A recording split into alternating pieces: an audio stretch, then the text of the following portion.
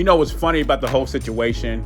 You have Crawford and Spence fans going back and forth. I even heard Spence fans threatening to shoot Crawford before the fight. And these two, at the end of the day, are shaking hands because they're getting paid. How ironic is that? It's prediction time. The fight is here. Now, on top, I don't want to hear any excuses about Errol Spence's 2 car accidents, torn retina, a 15, 16-month layoff. He's not making excuses, so I don't want the fans to make any excuses. And if anything, it'll be a more oppressive win. I want to hear about Terrence Crawford's age, his resume, and he's too small for Errol Spence. He's been at 147 for 5 years.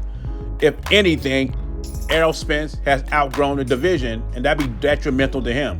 But he's the big fish, so no excuses. I don't even want any excuses from the Canelo fanboys, because some of these fanboys got something against Crawford. I don't know what it is. I think it's the pound-for-pound race. I just don't want any excuses from anybody. The best man will win Saturday night. And that is what Errol Spence should have been focused on, instead of going to all these podcasts and trying to discredit Terrence Crawford on one side of your mouth. On the other side of your mouth, you're saying it's the fight of the century. You're confusing the fans. Which one is it? The best way to show the fans that Terrence Crawford has fought nobody and Top Rank has the best matchmaking, as you say, the best matchmaking to make Terrence look good, the best way to prove that is in the ring. Not to go to all these podcasts and these interviews and try to discredit him. Action speaks louder than words. The people will see in the ring if Terrence Crawford has been protected all these years. Not you running your mouth. I see the fight going this way. It all comes down to Errol Spence's jab. He has an excellent jab. If Terrence Crawford cannot neutralize that jab, it's going to be a long night for Terrence Crawford. Errol Spence sets the table with his jab. Then he begins to eat. With lots of body shots, breaking down his opponents. He's not the biggest puncher in the world, but it's an accumulation of punches, how he breaks down his opponents. Another thing I don't want Terrence Crawford doing is sitting in the pocket too long. Of course, there's going to be moments in a fight that he's going to have to stand in square. But don't fight Errol Spence's fight. Errol Spence has no feet. He's flat-footed. And from what he showed us, he doesn't have a plan B. There's only plan A, seek and destroy. Now, I believe the switch-hitting Terrence Crawford can neutralize that jab. He has a longer reach. He's faster. Better feet. And I think some people are underrating Terrence Crawford's jab. And I think that's going to be a major key in this fight.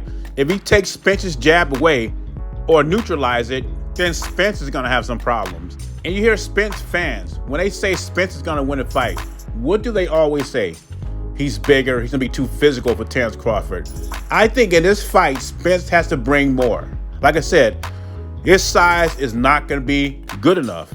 And this could be Spence's finest moment. He could show us that he has more. But I'm going to roll with Crawford. I think Crawford stops Spence between 8 or 9 rounds. He will neutralize Errol Spence's jab. Spence will lunge in like he usually do with lesser opponents. But Terrence Crawford's a different animal, first-class counterpuncher. And Spence will be getting countered all night till he gets hit with the big one, which will end the fight in 8 or 9 rounds. And like I said, I'll give Spence full credit, he wins. If Spence wins, he would show me how great he is.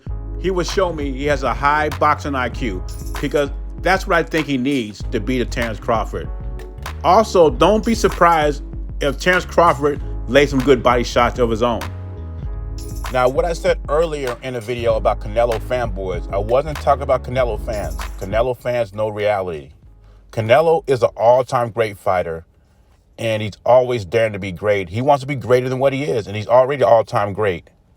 But for me to praise Canelo doesn't mean I have to shit on other fighters. And I notice some Canelo radicals and some Tank radicals and etc. do that when they don't have to.